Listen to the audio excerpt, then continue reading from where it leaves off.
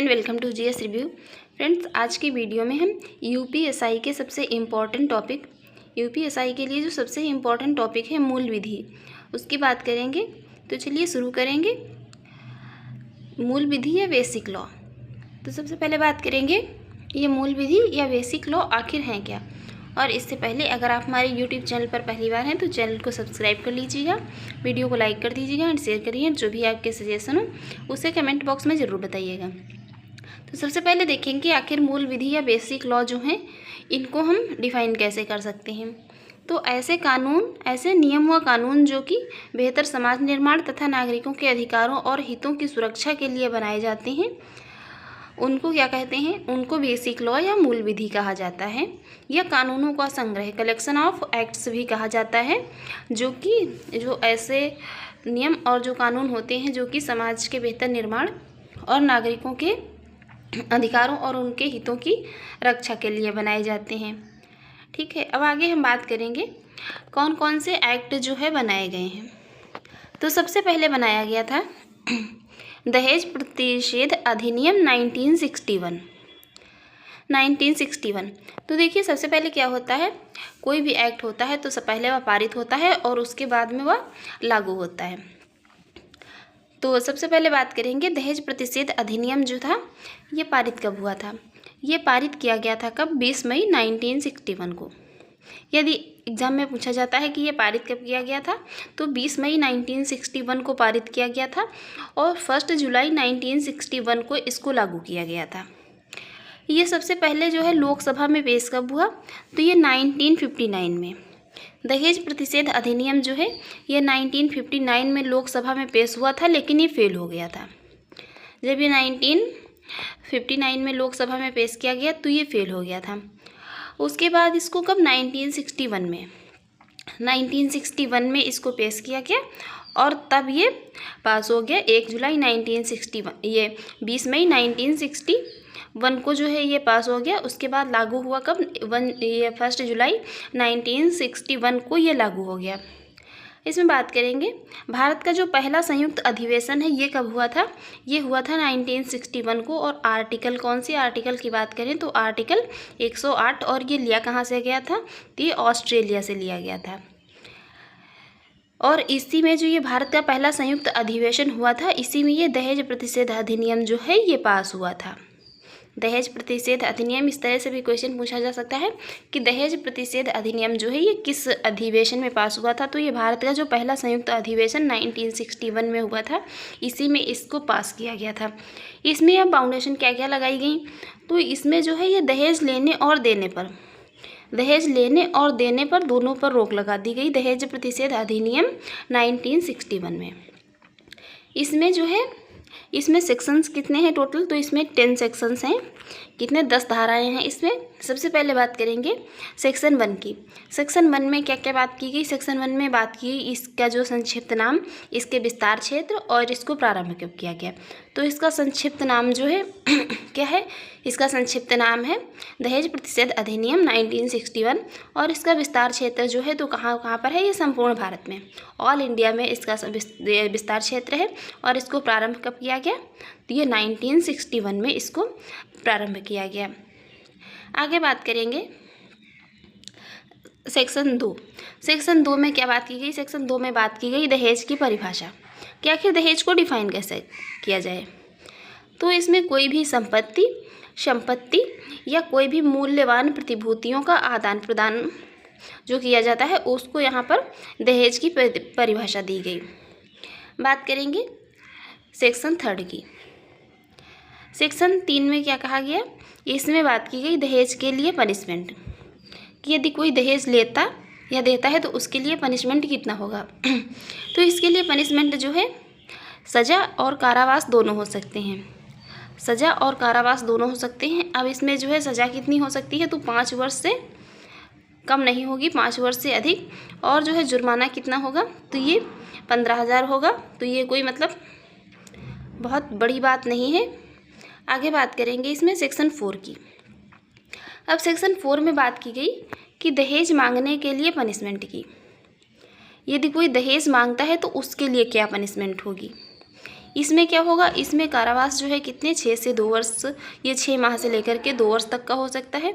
और इसमें जुर्माना कितना, जुर्माना इसमें कितना जो है 10,000 तक हो सकता है, 10,000 तक हो सकता है। नेक्स्ट बात करेंगे सेक्शन 4A में क्या बात की गई। सेक्शन 4A में कहा गया कि जो है दहेज के विज्ञापनों पर रोक की बात की गई कि कोई भी जो है व्यक्ति क्या है, दहेज के लिए विज्ञापन नहीं प्रदर्शित कर सकता है, दहेज के लिए कोई भी विज्ञापन नहीं दे सकता है। दहेज विज्ञापन पर इसमें रोक लगाई गई। नेक्स्ट बात करेंगे इसमें सेक्शन 5 की। सेक्शन 5 में बात की गई दहेज के संबंध में किए गए करार जो है, ये एकॉर्ड्स जो होंगे दहेज के संबंध में, ये क्या होंगे, शून्य होंगे। ठीक है। सेक्शन 6 में बात की गई दहेज का महिला और उसके वारिसों के लिए होना, मतलब वारिस उसके माँ बाप भाई जो भी होंगे उसके लिए ये दहेज और महिला, ये दहेज का महिला व उसके वारिसों के लिए होना, ये बात की गई किसमें, सेक्शन 6 में। सेक्शन 8 में बात की गई अपराधों के संज्ञान की। अपराधों के संज्ञान की बात की गई किसमें, सेक्शन 7 में। सेक्शन 8 में बात की गई अपराधों की प्रवृत्ति की, कि जो अपराध हैं उनकी प्रवृत्ति कैसी होगी। अब अपराधों की प्रवृत्ति में क्या क्या आ जाता है, इसमें संज्ञेय, असमनीय और गैर जमानती अपराध जो हैं, तो इस तरह के अपराध होंगे इसमें किसमें, सेक्शन 8 में। नेक्स्ट बात करेंगे सेक्शन 8A की। सेक्शन 8A में बात की गई कि ये सेक्शन 3 और सेक्शन 4 में जो आरोपित व्यक्ति हैं उन पर सबूत का भार जो है स्वयं पर होगा। धारा 3 और धारा 4 में जो आरोपित व्यक्ति होंगे उन पर सबूत का भार ये स्वयं पर होगा। सेक्शन 8B में बात की गई दहेज प्रतिषेध अधिकारी की नियुक्ति की, मतलब DPO की बात की गई। अब इसको अपॉइंट कौन करता है, जो DPO को है ये अपॉइंट कौन करता है, तो इसको स्टेट अपॉइंट करता है दहेज प्रतिषेध अधिकारी की नियुक्ति की। सेक्शन 9 में बात की गई इस एक्ट पर कानून कौन बनाएगा, तो इस एक्ट पर कानून सेंट्रल द्वारा बनाए जाएंगे।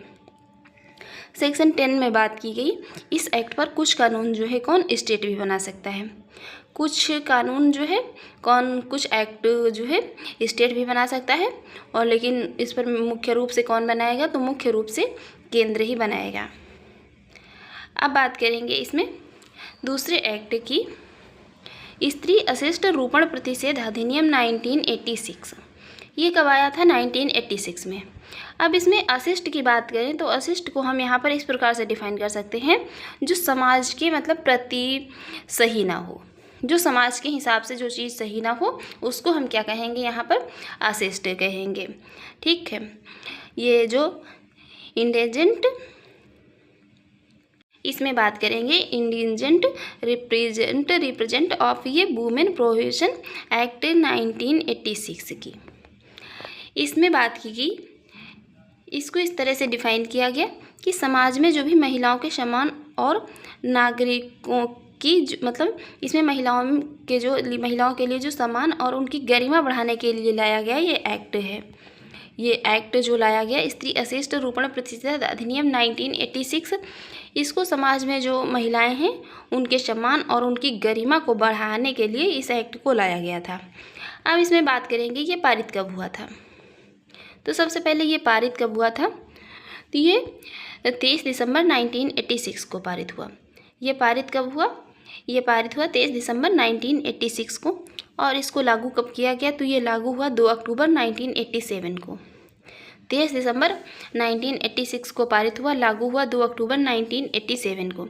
इसमें भी टोटल कितने सेक्शंस रखे गए, इसमें भी टोटल 10 सेक्शंस ही रखे गए।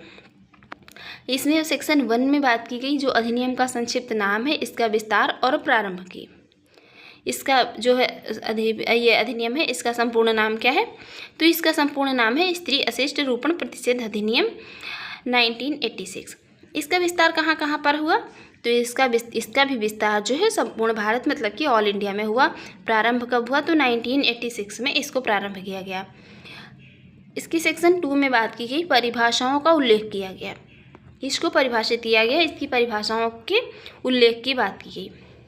अब सेक्शन 2A में बात की गई विज्ञापन के बारे में। सेक्शन 2A जो इसका था, इसमें बात की गई विज्ञापन के बारे में, मतलब कि किसी भी माध्यम से जो है लोगों तक जानकारी पहुंचाना। किसी भी विज्ञापन का मतलब कि किसी भी जो है माध्यम से लोगों तक जानकारी पहुंचाना। 2B में बात की गई वितरण की, इसके वितरण की। इसमें वितरण से संबंधित है, मतलब वितरण का अर्थ है यहाँ पर वस्तु या किसी अन्य वस्तु को लोगों तक पहुंचाना निःशुल्क या अन्यथा, मतलब या तो अन्यथा का मतलब यहाँ पर है कॉस्ट लेके, मतलब या तो जो है कॉस्ट लेके या निःशुल्क लोगों तक पहुंचाना। 2C में बात की गई स्त्री अशिष्ट रूपण की। अब इसमें जो ये 2C में स्त्री अशिष्ट रूपण की बात की गई, तो इसमें किसी स्त्री के रंग, रूप या शरीर के अंग या आकृति को इस प्रकार उसमें दर्शाया जाए कि जो स्त्रियों के लिए अपमानजनक हो, समाज में निंदनीय हो, और इस प्रकार के रूपण में महिलाओं की सार्वजनिक नैतिकता तथा ये सम्मान जो है खंडित होता हो। इसमें ये बात की गई किसमें? 2C में, सेक्शन 2C में। अब सेक्शन 2D की बात करें तो इसमें बात की लेबल की।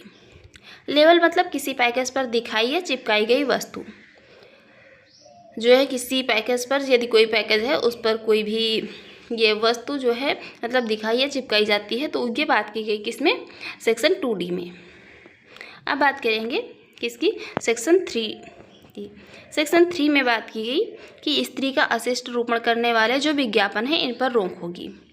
स्त्री का अशिष्ट रूपण करने वाले मतलब कोई भी ऐसे जो है पोस्टर या कोई भी विज्ञापन नहीं प्रदर्शित किए जाएंगे जिससे कि स्त्री के जो है इसका अशिष्ट रूपण होता हो, जैसे कि उसके सम्मान और गरिमा को ठेस पहुंचती हो।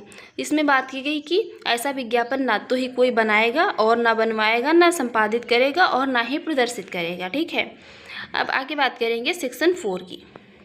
सेक्शन 4 में बात की गई इसके संपादन पर रोक और डाक द्वारा भेजे जाने पर भी रोक। ऐसा कोई भी मतलब विज्ञापन जो है ना तो संपादित किया जाएगा और ना ही डाक के द्वारा भेजा जाएगा। उसको ना तो ही उत्पादित किया जाएगा, ना मतलब कोई भी जो है कंपनी या कुछ भी इसको उत्पादित करेगा, ना करवाएगा और ना बेचेगा और ना ही मतलब बेचवाएगा भी, और ना बांटेगा, ना किराए पर देगा, ना डाक द्वारा भी नहीं भेजा जाएगा। ठीक है। आगे अब इसमें कुछ इसके अपवाद भी हैं, जैसे कि शिक्षा के लिए। देखिए मतलब बेसिकली लोगों ने देखा होगा कि जो साइंस बायोलॉजी की बुक्स होती है उसमें क्या होता है, जो भी मतलब फीमेल रिप्रोडक्टिव ऑर्गन्स होते हैं उनको पूरा वहाँ पर फिगर के रूप में वहाँ पर शो किया जाता है। तो इसके लिए कुछ जो है छूट भी दी गई, जैसे कि शिक्षा के लिए, धार्मिक और ये सांस्कृतिक के लिए, मतलब जो भी ये कल्चरल और ये धार्मिक क्षेत्र में यदि ऐसा कोई रूपण किया जाता है तो उस पर छूट दी गई। ठीक है। आगे बात करेंगे इसके एग्जाम्पल जो है ये धार्मिक जो मतलब गुफाओं से ले सकते हैं। वहाँ पर आप देख सकते हैं गुफाओं में जो है किस तरह से स्त्री के जो मतलब ये कला चित्रकला है उसको वहाँ पर प्रदर्शित किया गया है। ठीक है। आगे बात करेंगे इसमें धारा 5 ये सेक्शन 5 की। सेक्शन 5 में बात की गई है प्रवेश करने व तलाशी की शक्ति की। ये कौन कर सकता है? केवल राजपत्रित अधिकारी।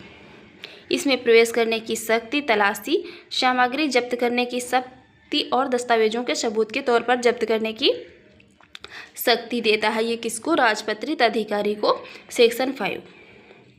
आगे बात करेंगे इसमें सेक्शन 6 की। सेक्शन 6 में बात की गई पनिशमेंट की। पनिशमेंट की बात की गई। इसमें बात की गई यदि सेक्शन 3 और सेक्शन 4 का कोई उल्लंघन करता है तो उसके लिए क्या होगा? उसको पनिशमेंट दिया जाएगा। ठीक है। अब पनिशमेंट क्या क्या हो सकता है? तो पनिशमेंट हो सकता है या तो 2 ईयर्स की मतलब जेल हो सकती है यदि ये ऐसा अपराध कोई पहली बार करता है, और जुर्माना हो सकता है 2000 तक का, या दोनों हो सकते हैं। ठीक है। अब ये तो पहली बार की बात हो गई। यदि कोई ऐसा पुनः करता है, फिर से यदि ऐसा कोई करता है तो उसको 6 माह से लेकर के 5 ईयर्स तक की जेल हो सकती है, और जुर्माना कितना हो सकता है? तो 10,000 से लेकर के 1 लाख तक का इसमें जो है ये फाइन हो सकता है। ठीक है। अब आगे बात करेंगे किसकी? सेक्शन 7 की। सेक्शन 7 में बात की गई है कि जो अपराध कंपनियों द्वारा किए जाएंगे। ठीक है। अपराध जो कंपनियों द्वारा किए जाएंगे, इसमें या तो कंपनी का जो मालिक होगा वो दोषी होगा, या जिसके द्वारा वह कार्य किया जाएगा उसको दोषी किया जाएगा, या जो भी जिम्मेदार व्यक्ति होगा उसके खिलाफ इसमें कार्यवाही होगी। नेक्स्ट बात करेंगे सेक्शन 8 की। सेक्शन 8 में बात की गई अपराधों की प्रवृत्ति, कि अपराधों की प्रवृत्ति जो है कैसी है, संज्ञेय अपराध हैं या जमानतीय हैं। ठीक है, आगे बात करेंगे इसमें सेक्शन 9 की। सेक्शन 9 में बात की गई राज्य सरकार या पुलिस द्वारा सद्भावना में किए गए कार्यों पर कोई कार्यवाही नहीं होगी। देखिए, अब इसमें सेक्शन डी जो है, सेक्शन 9 जो है, इसका यहाँ पर मतलब क्या है, सद्भावना से मतलब ऐसा है कि यदि किसी जो है विद्यालय के सामने ऐसी कोई होल्डिंग या मतलब ऐसा कोई पोस्टर लगा हुआ है जिस पर या तो जो वीमेंस हैं उनके अंडरगारमेंट्स या इस तरीके का जो कोई है मतलब उस पर फ़ोटो छपा है उनके अंडरगारमेंट्स का, या इस तरह का कोई भी फ़ोटो छपा है, तो यदि इस तरह का कोई फोल्डर किसी विद्यालय के सामने लगा है तो उसको क्या कर सकती है, राज्य सरकार या पुलिस क्या है उसको उतरवा सकती है। उसमें जो है कोई भी क्या है कंपनी द्वारा या जिस व्यक्ति ने उसको लगाने की जिम्मेदारी ली है उसके द्वारा कोई कार्यवाही नहीं की जा सकेगी। ठीक है, तो इस पर यहाँ पर सद्भावना से अर्थ ये कि ऐसा कोई भी पोस्टर या ऐसी मतलब कोई पब्लिक वाली जगह पर नहीं लगा सकते हैं जहाँ पर कि ये जो है कोई गलत इफेक्ट पड़े। ठीक है, आगे बात करेंगे धारा 10 की। धारा 10 में बात की गई ये सेंट्रल गवर्नमेंट के अधीन है। ये सारी चीज़ें जो है किसके, तो ये सेंट्रल गवर्नमेंट के अधीन होती हैं। पहले जब भी कोई एक्ट आता है तो वो क्या होता है, सबसे पहले वो पास होता है और उसके बाद उसको इम्पोज किया जाता है। तो ये पास कब हुआ था, घरेलू हिंसा से महिलाओं का संरक्षण अधिनियम जो है ये पास कब हुआ था, तो ये पास हुआ था 2005 में 13 सितंबर 2005 को पास हुआ था। और इसको लागू या इम्पोज कब किया गया, तो ये 26 अक्टूबर 2006 को। तो सबसे पहले पारित हुआ था 2005 को 13 सितंबर 2005 को और लागू हुआ था 26 अक्टूबर 2006 को। इसके ऑब्जेक्टिव की बात करें, इसका एम या इसका ऑब्जेक्टिव क्या रहा था, तो इसका ऑब्जेक्टिव था घरेलू हिंसा से पीड़ित महिलाओं को उनके अधिकारों के लिए प्रति जागरूक करना और उनकी रक्षा करना तथा समाज में उनकी गरिमा को बढ़ाना। इसका उद्देश्य यही था कि जो भी महिलाएं जो हैं घरेलू हिंसा से पीड़ित हैं तो ये उनके लिए जो है उनके अधिकारों के प्रति उनको जागरूक करे और उनसे उनकी रक्षा करे और जो भी समाज में उनकी गरिमा या उनका सम्मान है उसको बढ़ाए। अब इसमें बात करेंगे, इसमें पार्ट कितने थे, तो इसमें टोटल 5 पार्ट थे और इसमें धारा या सेक्शन कितने थे, तो 37 थे। भाग 5 थे और धारा कितनी थी, सेक्शन कितने थे, 37 थे। सबसे पहले बात करेंगे भाग 1। इसमें बात की गई थी इसके प्रारंभ की, ये धारा 1 और 2 में की है, देखने को मिलेगा आपको। भाग 2 की बात करें तो इसके भाग 2 में बात की गई है घरेलू हिंसा की व्याख्या की, ये आपको सेक्शन 3 में देखने को मिलेगा। भाग 3 की इसके पार्ट 3 की बात करें तो इसमें संरक्षण अधिकारी प्लस सेवा प्रदाता अधिकार और उसके कर्तव्यों की बात की गई है।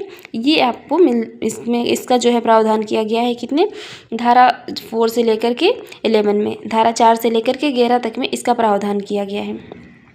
भाग 4 या इसके पार्ट 4 की बात करें तो इसमें ऑर्डर ऑफ रिलीफ की बात की गई है। ये आपको ये मिलेगा धारा ये 12 से लेकर के 29 में, 12 से लेकर के धारा 29 तक में बात की गई है ऑर्डर ऑफ रिलीफ की। नेक्स्ट बात करेंगे भाग 5 की। तो भाग 5 में कहा गया है इसके प्रकीर्णन या मिसलेनियस की बात की गई कि ये आपको धारा 30 सेक्शन 30 से लेकर के 37 तक मिल जाएगा देखने को। अब इसके हम बात करेंगे सेक्शंस की। तो सेक्शंस 1 की बात करेंगे, इसमें वही चीज़ जो इसके पहले भी जो भी एक्ट पढ़ चुके हैं, इसमें इसके संक्षिप्त नाम, इसके विस्तार और इसके प्रारंभ की बात की गई है कि इसका संक्षिप्त नाम क्या है। तो इसका संक्षिप्त नाम जो है ये क्या है, संक्षिप्त नाम है इसका घरेलू हिंसा से महिलाओं का संरक्षण अधिनियम। इसके संक्षिप्त नाम की बात करें तो इसका संक्षिप्त नाम या ब्रीफ नेम जो है क्या है, घरेलू हिंसा से महिलाओं का संरक्षण एक्ट। और इसका विस्तार जो है कहाँ पर है, तो ये इसका विस्तार क्षेत्र जो है संपूर्ण भारत ऑल इंडिया में है। इसको प्रारंभ कब किया गया था, तो इसको पास किया गया था कब, 2005 में। और इसको इम्पोज कब किया गया, मतलब लागू कब किया गया, तो ये 2006 में किया गया। ठीक है, धारा 2 में इसकी परिभाषा की बात की गई है। तो इसकी परिभाषा को अभी हमने मतलब इसके पहले देखा ही कि इसकी जो है परिभाषा या डिफाइन जो है उसमें कहा गया है कि ऐसे अधिकार जो मतलब महिलाओं को घरेलू हिंसा जो भी महिलाओं के प्रति हो रही है उससे उनको बचाएं और उनके प्रति जागरूक करें और उनकी सम्मान और गरिमा को बनाए रखें।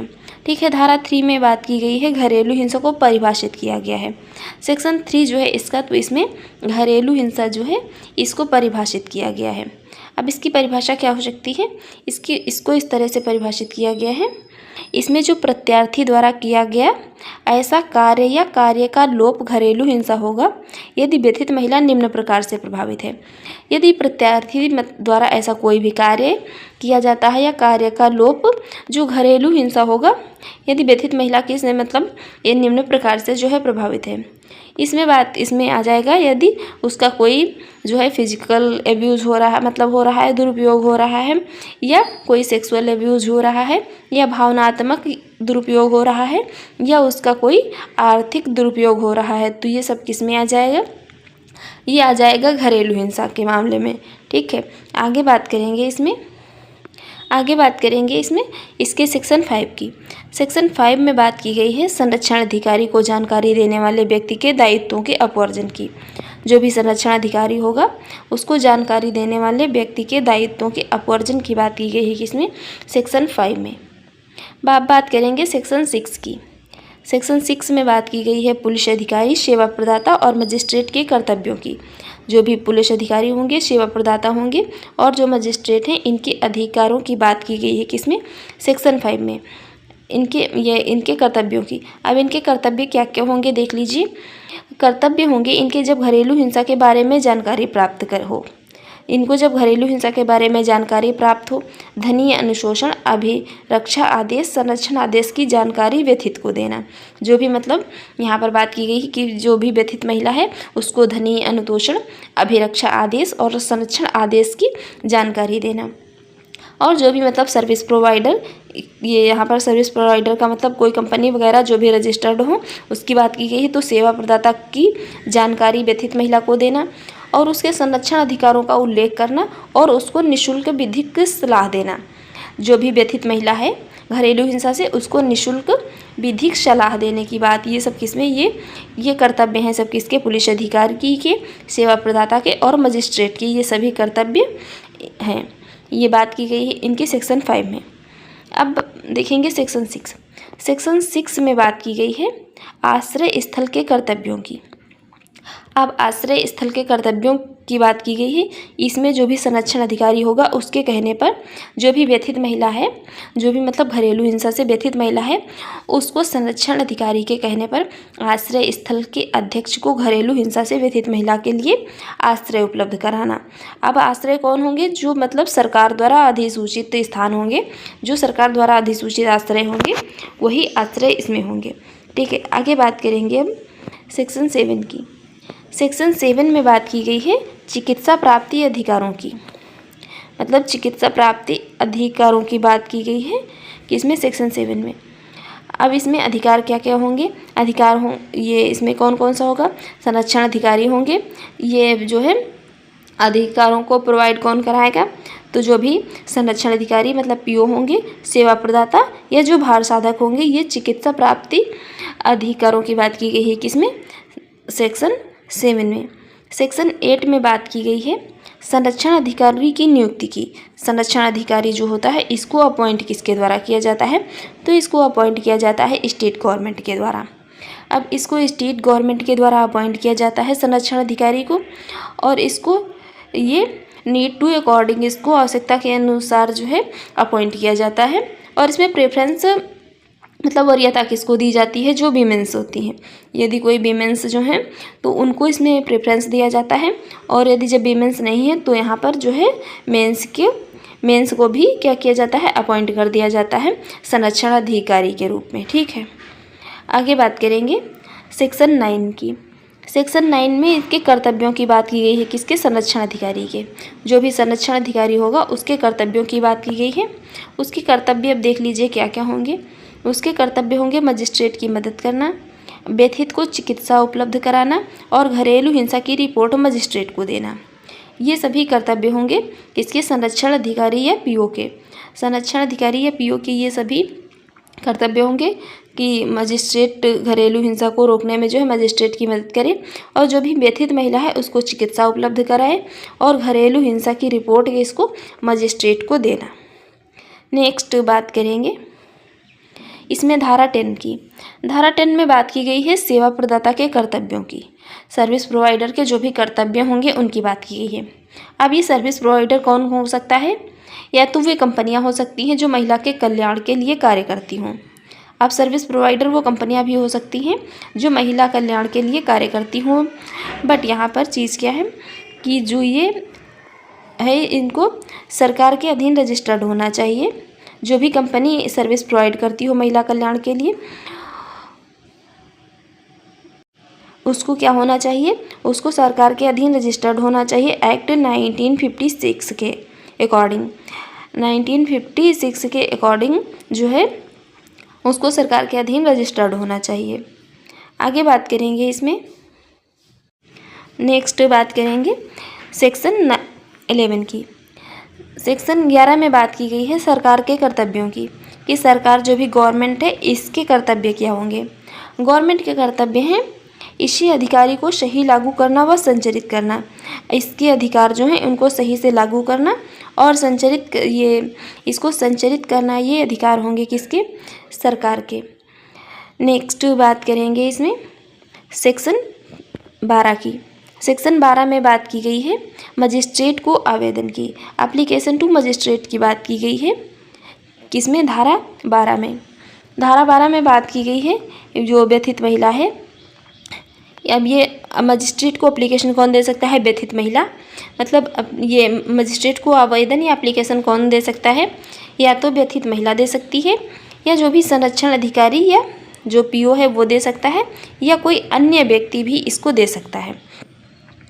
और इसकी पहली जो है सुनवाई कितनी होगी, कब तक होगी? तो ये 3 दिन के अंदर इसकी पहली सुनवाई होती है। नेक्स्ट बात करेंगे इसमें धारा 13 की। धारा 13 जो है इसमें सूचना की तामील की बात की गई है। सूचना की तामील, अब इसके अंतर्गत क्या आएगा? सूचना की तामील जो है क्या है? तो इसमें ये या तो मजिस्ट्रेट का जो आदेश होता है, मजिस्ट्रेट ऑर्डर टू मजिस्ट्रेट जो है, ये संरक्षण अधिकारी क्या करेगा? प्रत्यार्थी तक पहुंचाएगा। प्रत्यार्थी तक पहुंचाएगा कौन? संरक्षण अधिकारी जो पीओ होगा। धारा 14 में बात की गई है, इसके सेक्शन 14 में बात की गई है परामर्श के उल्लेख की। सेक्शन 14 में परामर्श के उल्लेख की बात की गई है। अब इसमें परामर्श ये प्रत्यार्थी व्यक्ति या दोनों संयुक्त रूप से कार्यवाही के किसी भी चरण पर सेवा प्रदाता से परामर्श की मांग कर सकते हैं। इसमें परामर्श की मांग कौन कर सकता है? या तो प्रत्यार्थी व्यक्ति या दोनों संयुक्त रूप से किसी कार्यवाही के किसी भी चरण पर जो सर्विस प्रोवाइडर है उससे किसकी परामर्श की मांग कर सकते हैं। सेक्शन 16 में बात की गई है कार्यवाही का बंद कमरे में होना। जो व्यथित व्यक्ति या जो उसका पक्षकार है वो यहाँ पर मतलब जो भी व्यथित महिला है, क्योंकि ये यहाँ पर बात घरेलू हिंसा संरक्षण अधिनियम महिला की हो रही है, तो ये जो भी व्यथित महिला या उसका पक्षकार है तो वो क्या करेगा? कार्यवाही को बंद कमरे में करने की मांग कर सकता है। या तो व्यथित महिला या पक्षकार जो है तो ये कार्यवाही को बंद कमरे में करने की मांग कर सकता है। नेक्स्ट बात करेंगे धारा 18 या सेक्शन 18 की। सेक्शन 18 में बात की गई है संरक्षण आदेश की। जो संरक्षण आदेश है या व्यथित महिला के पक्ष में मजिस्ट्रेट द्वारा प्रत्यार्थी पर निम्न रोक लगाई जा सकती है। जो व्यथित महिला है इसके पक्ष में मजिस्ट्रेट द्वारा प्रत्यार्थी पर जो है निम्न रोक लगाई जा सकती है।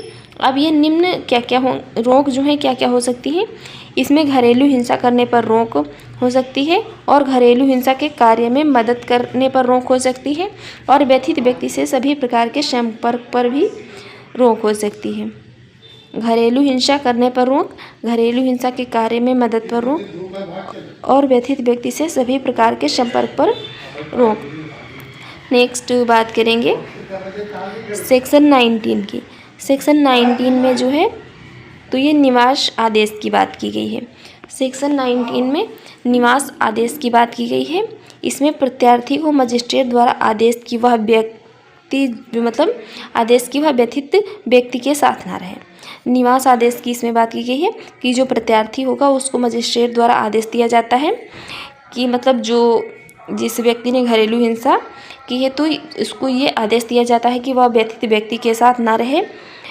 उसके जो है बच्चों से भी मिलने पर इसमें रोक लगाई गई है निवास आदेश में। आगे नेक्स्ट बात करेंगे इसमें सेक्शन 20 की।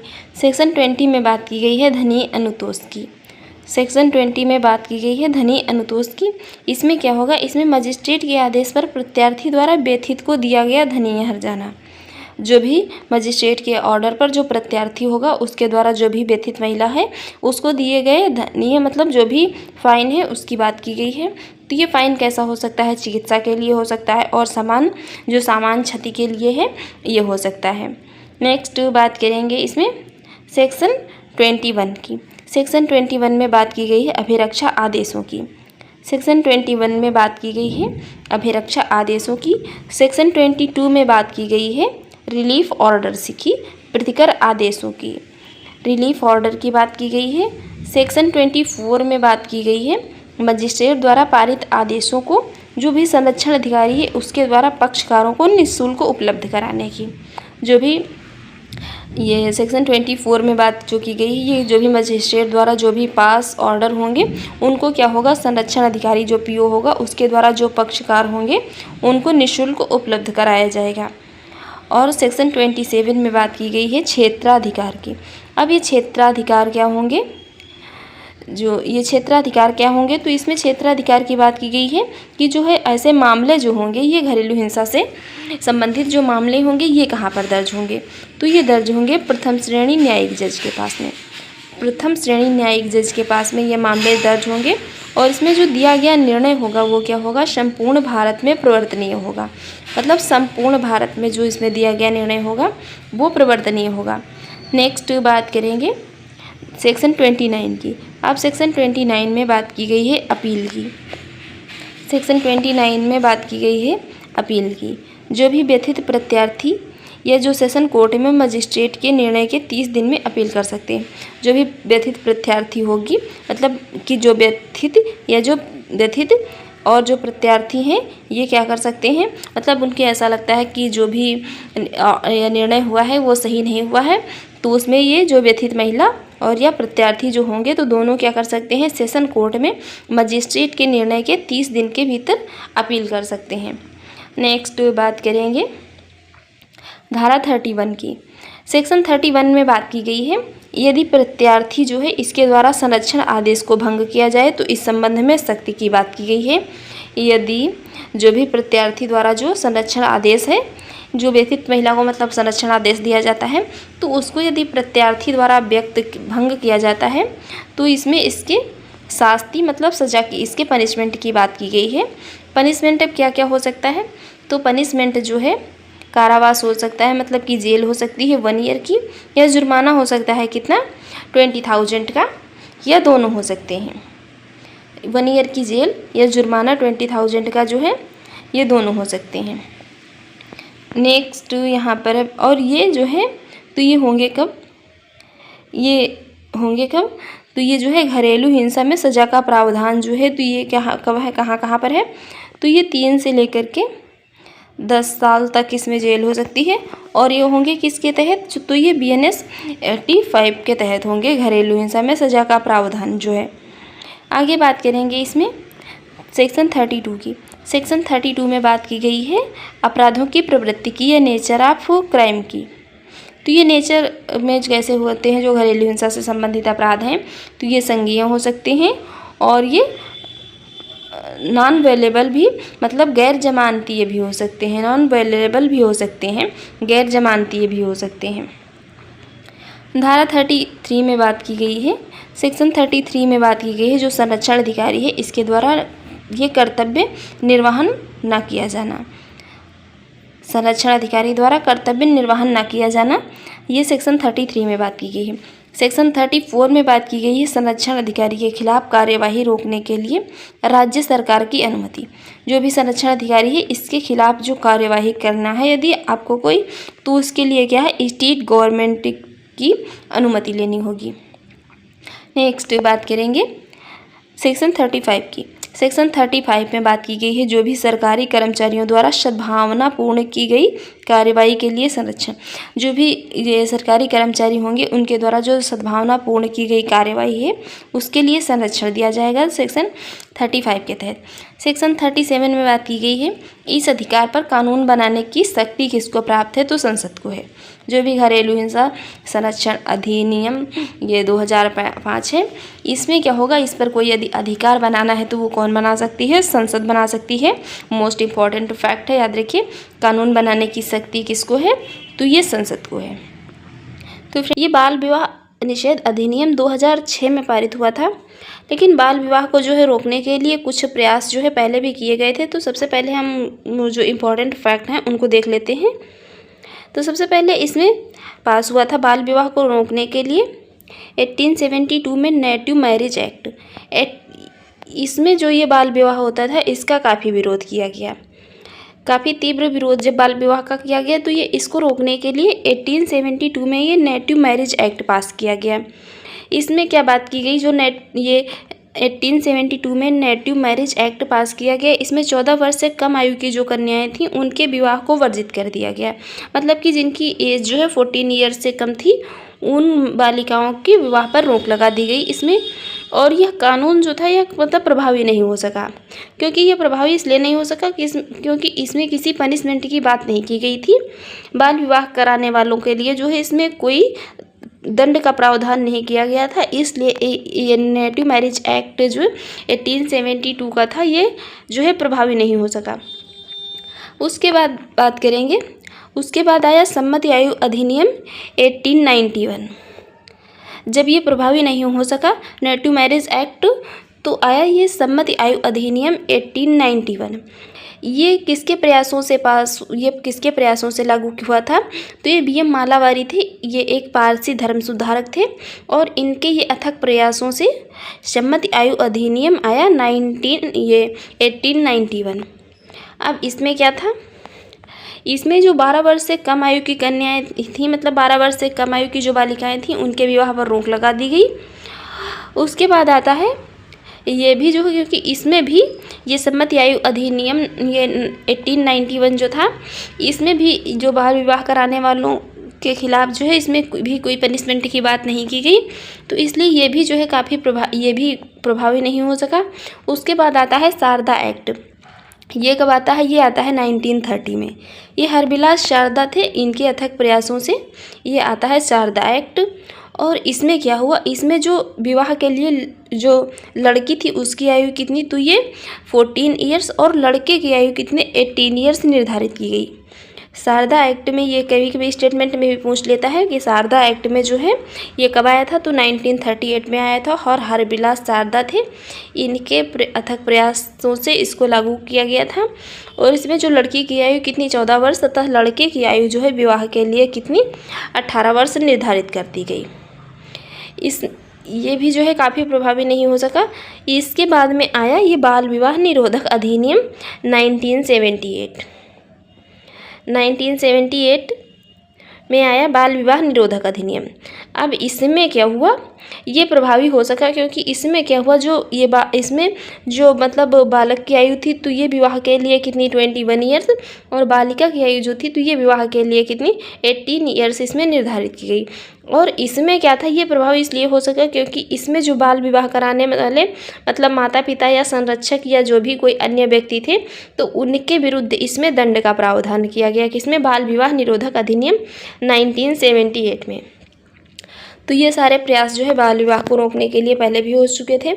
उसके बाद में ये बाल विवाह निषेध अधिनियम 2006 आता है, बाल विवाह निषेध अधिनियम 2006। तो सबसे कोई भी एक्ट आता है, हम पहले भी बता चुके हैं, कोई भी एक्ट जब आता है तो क्या होता है, वो पहले जो है पास होता है, उसके बाद में उसको इम्पोज किया जाता है। तो ये पास कब हुआ था, ये संसद में कब पारित हुआ था, 2006 में। 2006 में संसद में पारित हुआ। उसके बाद ये 10 जून 2007 को जो है पारित हुआ। संसद में ये पेश हुआ था कब, संसद में पेश हुआ था 2006 में और 10 जून 2007 को ये पारित हो गया, मतलब पास हो गया। उसके बाद ये लागू कब से होता है, तो ये लागू होता है कब से, ये नवंबर 2007 से, ये नवंबर 2007 से लागू होता है। अब इसमें बात करेंगे, इसमें पार्ट जो है, इसमें कोई भी पार्ट नहीं थे इसमें बात करें पार्ट की तो इसमें कोई भी पार्ट नहीं है। और इसमें सेक्शंस की बात करें तो सेक्शंस इसमें कितने 21 सेक्शंस थे, 21 सेक्शंस हैं। तो इसमें जो इसका पहला सेक्शन है सेक्शन फर्स्ट में इसके बात की गई वही ब्रीफ नेम, इसका विस्तार और इसके प्रारंभ की।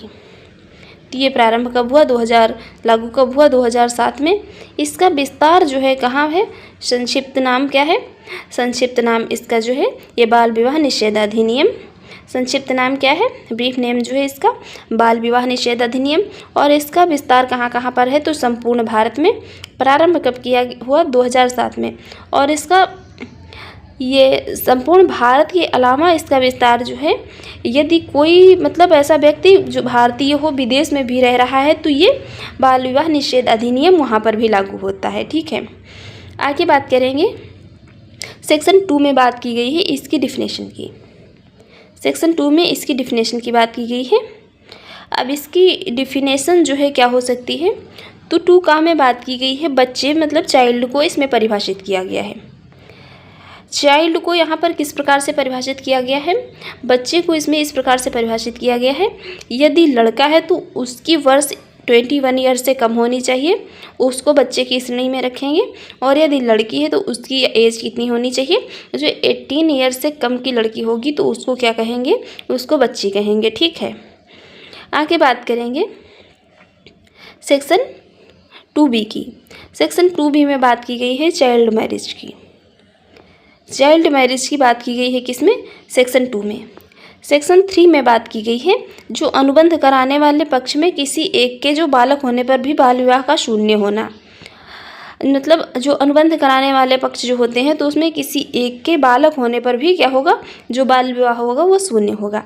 अब ऐसा आदेश कौन देता है, तो ऐसा आदेश कौन देगा, ऐसा आदेश जो डिस्ट्रिक्ट मजिस्ट्रेट होगा मतलब जिला न्यायाधीश होगा वह देगा।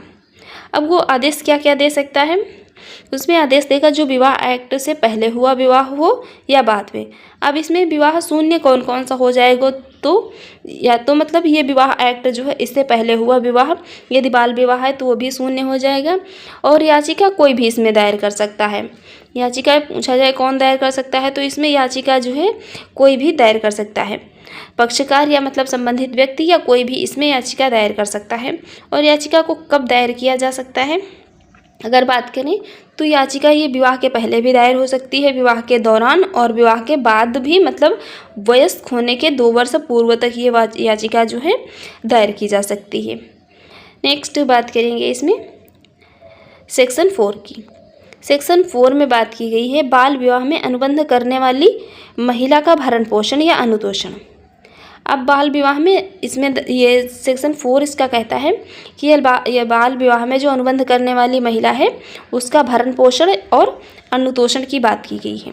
सेक्शन 5 में बात की गई है बाल विवाह से उत्पन्न बच्चों के भरण पोषण का अनुबंध। अब इसमें जो बाल विवाह से मतलब उत्पन्न बच्चे होंगे उनका भरण पोषण करेगा कौन, तो उनका भरण पोषण यदि जो है बच्चों का पिता जो है वयस्क है तो वह करेगा, और यदि जो है पिता वयस्क नहीं है मतलब वयस्क की श्रेणी में नहीं आता है, उसकी एज जो है कितनी 21 ईयर से कम है, तो कौन करेगा, जो पिता के माता पिता होंगे वो उस बच्चे का भरण पोषण करेंगे। और इसमें अभिरक्षा प्रावधान भी दिए गए हैं सेक्शन 5 में। बात करेंगे सेक्शन 6 की, तो सेक्शन 6 में बात की गई है बाल विवाह से जो बच्चे होंगे उनकी वैधता की बात की गई है। तो बच्चे जो होंगे क्या बाल विवाह से क्या होंगे, वो कम्प्लीटली लीगल होंगे और सभी अधिकारों के हकदार होंगे। बच्चे जो बाल विवाह से हुए होंगे वो कम्प्लीटली लीगल होंगे और सभी अधिकारों के हकदार होंगे। ठीक है, सेक्शन 7 में बात करेंगे यदि न्यायालय चाहे तो धारा 4 और 5 के अधीन दिए गए जो अनुतोषण हैं उसमें परिवर्तन कर सकता है। यदि कोर्ट चाहता है तो जो भी धारा 4 और धारा 5 के जो अधीन दिए गए अनुतोषण हैं उनमें परिवर्तन कर सकता है। नेक्स्ट बात करेंगे सेक्शन 8 की। सेक्शन 8 की बात करेंगे तो इसमें जो है क्या कहा गया है, इसमें न्यायालय में याचिका दायर की जा सकती है। इसमें जो कोर्ट होगा उसमें याचिका दायर की जा सकती है। और इसमें अब याचिका दायर कहाँ कहाँ पर की जा सकती है, तो सेक्शन 8 में जो बात की गई है कि याचिका होगी जो ये दायर कहाँ कहाँ पर की जा सकेगी, तो या तो ये लड़की के निवास क्षेत्र के न्यायालय में दायर की जा सकती है। अब बात यहाँ पर है कि लड़की का जो निवास क्षेत्र का न्यायालय होगा तो वो क्या क्या होगा, वो होगा या मतलब निवास क्षेत्र के अंतर्गत वो न्यायालय आएंगे कि जिस क्षेत्र में लड़की मतलब या तो पहले रह चुकी है या वर्तमान में जो है रह रही है। नेक्स्ट बात करेंगे, अब लड़के के निवास क्षेत्र में भी जो है याचिका दायर की जा सकती है। तो लड़के के निवास क्षेत्र कौन कौन सा होगा, लड़के का निवास क्षेत्र वह होगा कि जिसमें या तो लड़का मतलब पहले रह रहा है, वर्तमान में रह रहा है या पहले रह चुका है। ठीक है, तो ये न्यायालय में याचिका दायर करने से संबंधित है इसका सेक्शन 8। ये बाथरूम वाला ताला चाबी कहाँ? अब इसमें सेक्शन 8 की बात करें तो सेक्शन 9 की बात करें तो इसमें जो वयस्क पुरुष होगा उसके द्वारा बच्ची से विवाह पर शास्ति, मतलब यदि इसमें बात की गई है यदि कोई वयस्क पुरुष है मतलब जिसकी एज कितनी जो है 21 ईयर्स से ज़्यादा है और वो 18 ईयर्स की कम बालिका से यदि विवाह करता है तो उसको क्या होगा, उसको पनिशमेंट होगा। अब पनिशमेंट क्या क्या होगा, तो पनिशमेंट जो है क्या क्या होगा, पनिशमेंट इसमें जेल हो सकती है मतलब कि कारावास जो है तो ये कितने 2 ईयर्स का हो सकता है। और इसमें यदि फ़ाइन की बात करें तो ये कितना हो सकता है, 1 लाख तक हो सकता है। कितना फ़ाइन, 1 लाख तक इसमें हो सकता है। इसमें नेक्स्ट बात करेंगे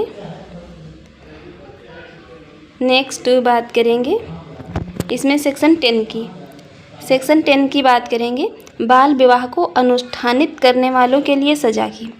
बाल विवाह को अनुष्ठानित करने वालों की सज़ा की बात करेंगे तो इसमें कारावास जो है कितना 2 ईयर्स तक का हो सकता है और जुर्माना इसमें कितना होगा, 1 लाख तक हो सकता है या दोनों हो सकते हैं। ठीक है, सज़ा इसमें कितनी हो सकती है।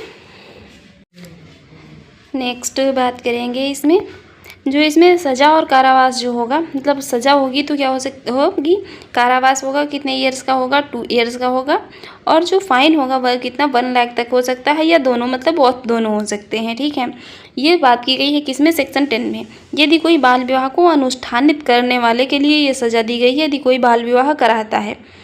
ठीक है, नेक्स्ट बात करेंगे सेक्शन 11 की।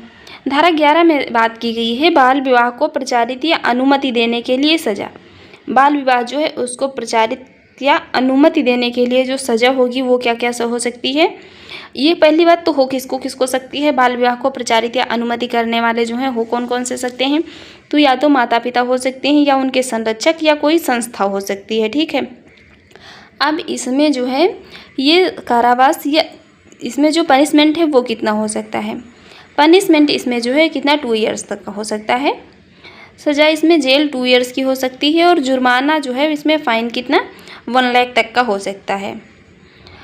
और इसमें एक इम्पॉर्टेंट चीज़ ये भी है कि यदि इसमें कोई महिला शामिल है तो उसको सज़ा नहीं होगी। यदि इसमें कोई महिला शामिल है तो उसको क्या होगी, उसको सज़ा नहीं होगी। ठीक है, सज़ा किसको होगी, सिर्फ पुरुष को होगी। नेक्स्ट बात करेंगे धारा 12 की। इसमें सेक्शन जो है धारा 12 में बात की गई है जो कुछ विशेष परिस्थितियां हैं इनमें बाल विवाह के शून्यकरण की। यदि बाल विवाह हो भी गया है तो वो शून्य हो जाएगा। तो वो परिस्थितियां कौन कौन सी होंगी, परिस्थितियां होंगी कि बाल विवाह यदि विधिपूर्ण संरक्षण में लेकर के बहला फुसला कर कराया गया है और यदि किसी बलपूर्वक कराया गया है या क्रय विक्रय करके बाल विवाह कराया गया है तो वो बाल विवाह क्या होगा, शून्य करार दिया जाएगा।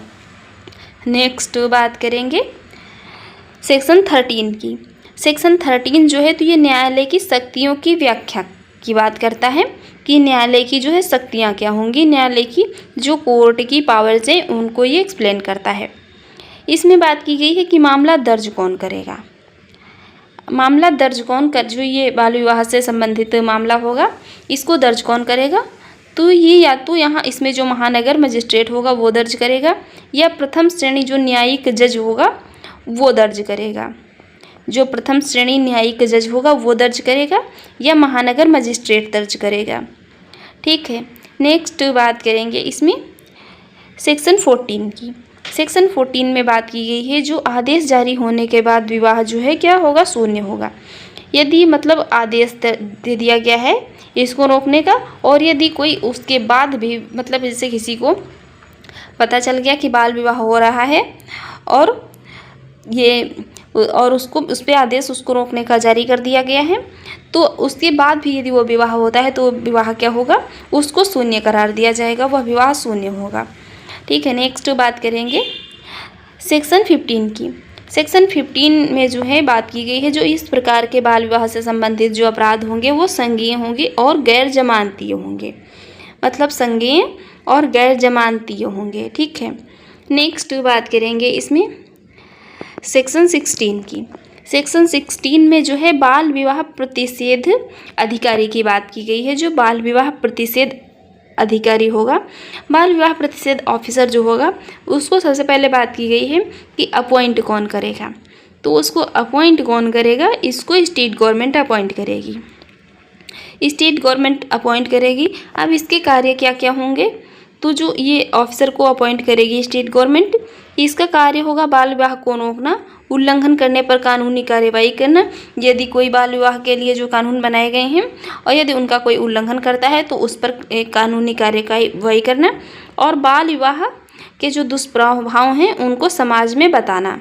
ये सभी कर्तव्य किसके होंगे, जो बाल विवाह प्रतिषेध अधिकारी होगा उसके। नेक्स्ट बात करेंगे सेक्शन 18 की। सेक्शन 18 में बात की गई है सरकारी कर्मचारियों द्वारा सद्भावनापूर्वक कार्यों पर कार्यवाही नहीं होगी। ठीक है, जो भी मतलब सरकारी कर्मचारी हैं उनके लिए यदि उनके द्वारा यदि कोई सद्भावनापूर्वक कार्य किया जाता है तो उस पर कोई भी कार्यवाही नहीं होगी। नेक्स्ट बात करेंगे सेक्शन 19 की। सेक्शन 19 जो है तो इस एक्ट पर कानून राज्य बनाएगा।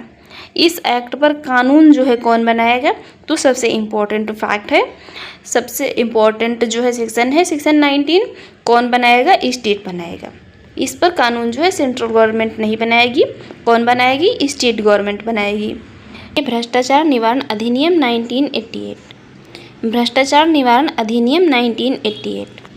तो सबसे पहले जब भी कोई एक्ट आता है तो वो सबसे पहले पास होता है, उसके बाद में उसको इम्पोज किया जाता है। सबसे पहले पारित होता है, उसके बाद उसको जो है लागू किया जाता है। अब यहाँ पर पारित होने का मतलब ये होता है कि उस पर जो है राष्ट्रपति की मंजूरी कब मिली और उसको लागू कब से किया गया। तो जो ये भ्रष्टाचार निवारण अधिनियम 1988 है, ये पास कब हुआ था, तो ये 9 सितंबर 1988 को पास हुआ था और इसको लागू होने में भी ज़्यादा टाइम नहीं लगा था। ये 12 सितंबर 1988 को लागू हो गया था। अब बात करेंगे इसके भ्रष्टाचार, इसका उद्देश्य क्या था, इसका ऑब्जेक्ट जो है क्या था, तो ये भ्रष्टाचार में कमी लाना। भ्रष्टाचार निवारण अधिनियम का उद्देश्य था भ्रष्टाचार जो भी होता है उसमें कमी लाना।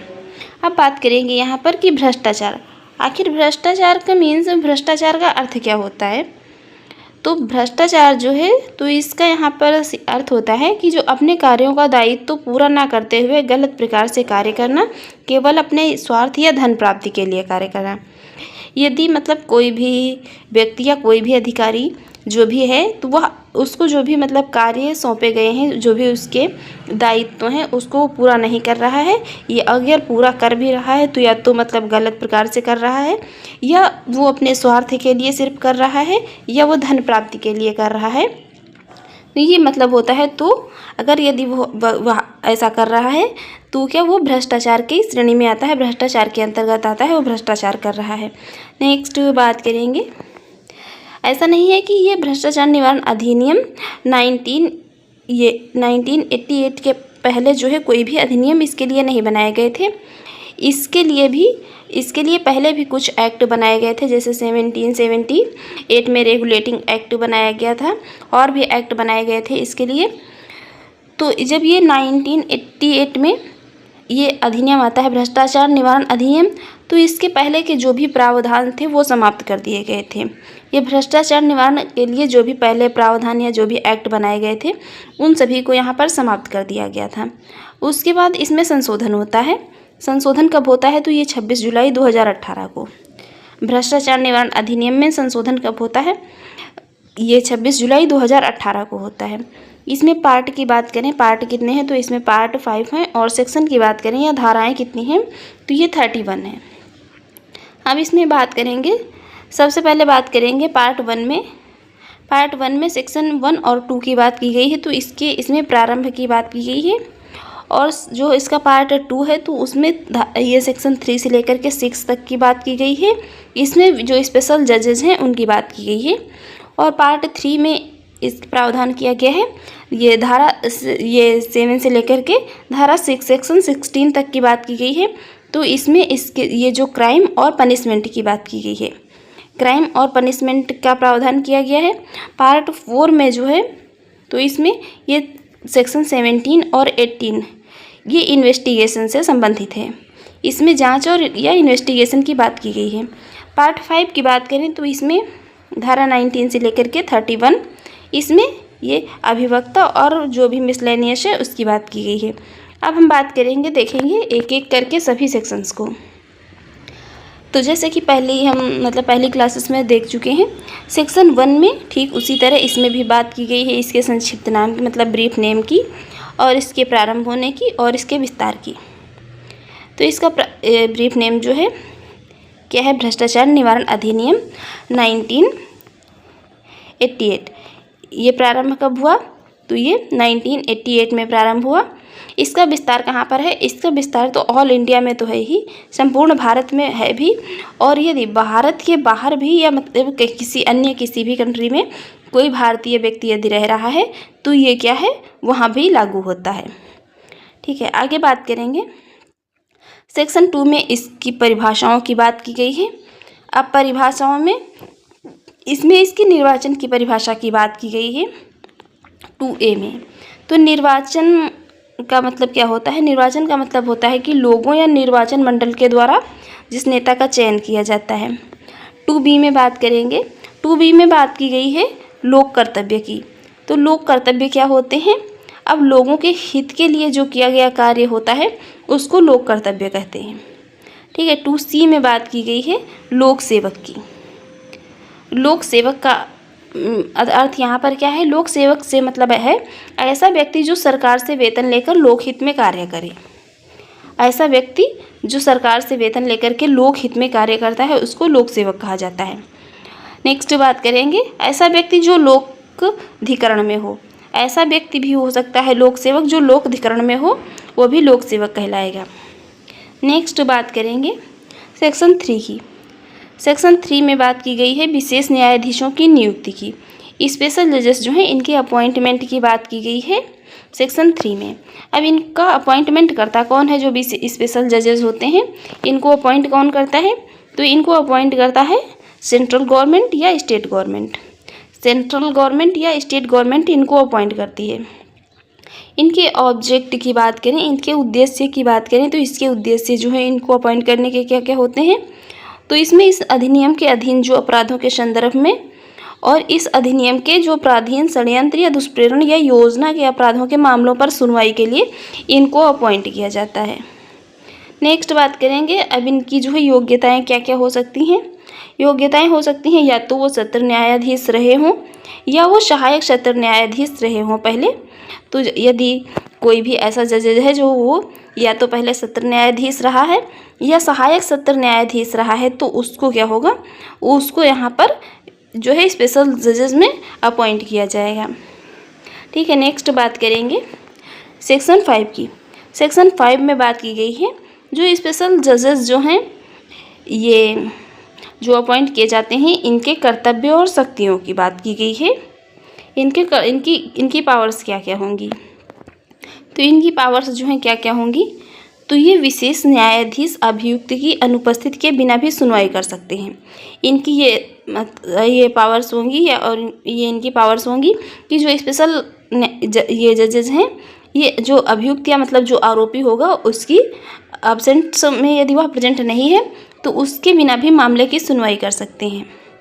नेक्स्ट बात करेंगे, इसमें जो ये विशेष न्यायाधीश होंगे वे अभियुक्त को साक्ष्य प्रस्तुत करने के लिए क्षमादान भी दे सकते हैं। जो स्पेशल जजेस होंगे तो वो जो आरोपी होगा उसको साक्ष्य प्रस्तुत करने के लिए क्षमादान भी दे सकते हैं और आरोपी के खिलाफ दंडादेश भी जारी कर सकते हैं, मतलब दंड का जो है पनिशमेंट का ऑर्डर भी जारी कर सकते हैं आरोपी के खिलाफ। ठीक है, नेक्स्ट बात करेंगे इसमें सेक्शन 6 की। अब सेक्शन 6 में क्या बात की गई है, तो सेक्शन 6 में बात की गई है संक्षिप्त विचारण की शक्ति किसके द्वारा, तो ये स्पेशल जजेस के द्वारा संक्षिप्त विचारण की शक्ति की बात की गई है किसमें, सेक्शन 6 में। इसके ऑब्जेक्टिव क्या क्या होंगे, तो इसके ऑब्जेक्टिव जो हैं होंगे जो भी मामले हों उनको तेज़ी से निपटाने के लिए। जो संक्षिप्त विचारण की शक्ति होगी तो इसका उद्देश्य जो है ये है मामलों को तेज़ी से निपटाने के लिए, कि जो भी मामले विचाराधीन हैं उनको क्या हो, उनको मतलब तेज़ी के साथ निपटाया जाए। नेक्स्ट बात करेंगे सेक्शन 7 की। सेक्शन 7 में बात की गई है लोक सेवकों के द्वारा रिश्वत लेने की। अब यदि कोई भी लोक सेवक है तो वह यदि रिश्वत लेता है तो उसके लिए पनिशमेंट क्या क्या होगा, उसके लिए इसमें पनिशमेंट होगा, उसको कारावास हो सकता है 3 से लेकर के 7 ईयर्स तक, या जो है फाइन हो सकता है, या दोनों हो सकते हैं। ठीक है, नेक्स्ट बात करेंगे इसमें सेक्शन 8 की। सेक्शन 8 में बात की गई है लोक सेवक को रिश्वत देना भी। देखिए, लोक सेवक यदि रिश्वत लेता है तो वो भी एक क्राइम की श्रेणी में आता है, और यदि कोई व्यक्ति जो है मतलब ज़बरदस्ती या किसी भी तरीके से लोक सेवक को रिश्वत देता है तो वो भी क्या है, क्राइम की श्रेणी में आता है। अब इसके लिए भी जो है क्या होगा, ये किसके लिए है, ये उस व्यक्ति के लिए है जो भी लोक सेवक को रिश्वत देता है। तो इसमें अब रिश्वत यदि कोई व्यक्ति देता है तो उसके लिए पनिशमेंट यहाँ पर क्या क्या होगा, उसके लिए पनिशमेंट होगा या तो उसको जेल हो सकती है 7 ईयर्स तक की, मतलब मैक्सिमम जो है कितनी हो सकती है 7 ईयर्स तक की। यहाँ पर ये जो है देख के यहाँ पर जो है ये पनिशमेंट दिया जाएगा कि क्या किस सिचुएशन में यहाँ पर रिश्वत दी गई है। ठीक है, सिचुएशन को देखते हुए यहाँ पर पनिशमेंट दिया जाता है, या फाइन हो सकता है या दोनों हो सकते हैं। ठीक है, नेक्स्ट बात करेंगे सेक्शन 9 की। सेक्शन 9 में बात की गई है किसी वाणिज्यिक संस्था द्वारा रिश्वत लेना। किसी भी यदि कोई जो है कॉमर्शियल संस्था है तो उसके द्वारा यदि रिश्वत ली जाती है तो उसके लिए जो है पनिशमेंट क्या होगा और किस पर होगा, तो उसके लिए पनिशमेंट जो होगा वो किसको दिया जाएगा, कम इसमें जो है जेल नहीं होगी, इसमें कंपनी पर क्या होगा, फाइन होगा। अब कंपनी पर फाइन भी जो है उसी हिसाब से यहाँ पर ये भी तय किया जाएगा कि किस सिचुएशन में आखिर जो है ये रिश्वत ली गई है। ठीक है, नेक्स्ट बात करेंगे सेक्शन 10 की। सेक्शन 10 में बात की गई है जो वाणिज्यिक संगठन है इनके मालिक तथा जिम्मेदार व्यक्ति को सजा। यदि ये जो भी वाणिज्यिक संगठन है इनके मालिक तथा जिम्मेदार जो व्यक्ति हैं यदि वो रिश्वत लेते हैं तो उनके लिए यहाँ पर पनिशमेंट क्या क्या होगा, तो उनके लिए पनिशमेंट होगा या तो 3 से 7 ईयर्स तक की जेल हो सकती है, या जुर्माना हो सकता है, या दोनों हो सकते हैं। यदि कोई वाणिज्य कॉमर्शियल ऑर्गेनाइजेशन है इनके जो भी मालिक या कोई जो भी रिस्पॉन्सिबल पर्सन है यदि वह क्या करता है, यदि वह रिश्वत लेता है तो उसको या तो 3 से 7 ईयर्स तक की जेल हो सकती है, या फाइन हो सकता है, या बोथ दोनों हो सकते हैं। ठीक है, नेक्स्ट बात करेंगे इसमें धारा 12 की। सेक्शन 12 में बात की गई है जो अपराध के लिए दुष्प्रेरण। अब अपराध के लिए दुष्प्रेरण क्या क्या हो सकते हैं, अपराध के लिए दुष्प्रेरण जो हैं दोनों हो सकते हैं, रिश्वत लेना और रिश्वत देना। रिश्वत लेना भी अपराध के लिए दुष्प्रेरण हो सकता है और रिश्वत देना भी अपराध के लिए दुष्प्रेरण है। नेक्स्ट बात करेंगे इसमें सेक्शन 13 की। सेक्शन 13 में बात की गई है जो लोक सेवक के पद पर रहते हुए आपराधिक औचार। यदि कोई भी लोक सेवक मतलब कोई भी पर्सन ऐसा है जो लोक सेवक के पद पर रहते हुए आपराधिक औचार करता है तो उसके लिए पनिशमेंट क्या क्या होगी। अब उसके लिए पनिशमेंट है जो है 4 से लेकर के 10 ईयर्स तक की जेल हो सकती है, या जुर्माना हो सकता है, या दोनों हो सकती हैं। फाइन यहाँ पर भी इसी सिचुएशन ये तय किया जाएगा कि किस सिचुएशन में आखिर जो है आपराधिक औचार किया गया है। ठीक है, नेक्स्ट बात करेंगे इसमें सेक्शन 14 की। सेक्शन 14 में बात की गई है आभ्यासिक अपराध की, जो ये सब्सिक्वेंट क्राइम की बात की गई है इसमें आभ्यासिक अपराध की। अब आभ्यासिक अपराध से मतलब है यहाँ पर कि बार बार अपराध को करना, बार बार अपराध को करना यहाँ पर। तो इसमें पनिशमेंट क्या क्या हो सकती है, इसमें पनिशमेंट जो है 5 से लेकर के 10 ईयर्स तक की हो सकती है, या फाइन हो सकता है, या दोनों हो सकते हैं। यदि कोई जो है लोक सेवक बार बार अपराध करता है तो उसके लिए पनिशमेंट जो है 5 से लेकर के 10 ईयर्स तक की, या फ़ाइन या बोथ ही दोनों हो सकते हैं। नेक्स्ट बात करेंगे इसमें सेक्शन 15 की। सेक्शन 15 में बात की गई है, यदि कोई लोक सेवक आपराधिक अत्याचार का प्रयास करता है, मतलब कि वह करता नहीं है, प्रयास करता है केवल, तो उसके लिए भी पनिशमेंट होगा। यदि कोई भी लोक सेवक है तो वो यदि आपराधिक अत्याचार का प्रयास करता है तो उसके लिए भी यहाँ पर पनिशमेंट होगा। अब पनिशमेंट क्या होगा? पनिशमेंट 2 से लेकर के 5 ईयर्स तक की जेल हो सकती है, या फ़ाइन या दोनों हो सकते हैं यहाँ पर भी। नेक्स्ट बात करेंगे इसमें ये सेक्शन 17 की। सेक्शन 17 में बात की गई है अन्वेषण करने हेतु प्राधिकृत व्यक्ति। अन्वेषण करने हेतु प्राधिकृत व्यक्ति जो है, इसकी बात की गई है किसमें? सेक्शन 17 में। सेक्शन 17A में बात की गई है जो लोक सेवकों के जो आंतरिक मामले हैं इनकी जांच के लिए राज्य सरकार और केंद्र सरकार की आज्ञा का होना आवश्यक है। यदि जो भी लोक सेवक हैं इनके कोई आंतरिक मामले हैं तो जो इनका इन्वेस्टिगेशन होना है तो उसके लिए या तो सेंट्रल गवर्नमेंट या स्टेट गवर्नमेंट के ऑर्डर का होना आवश्यक होगा। नेक्स्ट बात करेंगे सेक्शन 18 की। सेक्शन 18 में बात की गई है जो बैंकर्स बुक होंगे उनके निरीक्षण की शक्ति की। जो भी बैंकर्स बुक्स होंगी उनके निरीक्षण की शक्ति की बात की गई है सेक्शन 18 में। सेक्शन 19 में बात की गई है अभियोजन के लिए पूर्व मंजूरी की। अब अभियोजन के लिए पूर्व मंजूरी के मामले में जो है इसमें कौन कौन सी धाराओं के मामले जो है आएंगे, तो उसमें ये सेक्शन 7, सेक्शन 11, 13 और 15 के जो है मामले इसके अंतर्गत आएंगे। नेक्स्ट बात करेंगे सेक्शन 21 की। सेक्शन 21 में बात की गई है जो लोक सेवक हैं इनके अभियुक्त होने पर साक्ष्य प्रस्तुत करने का अधिकार।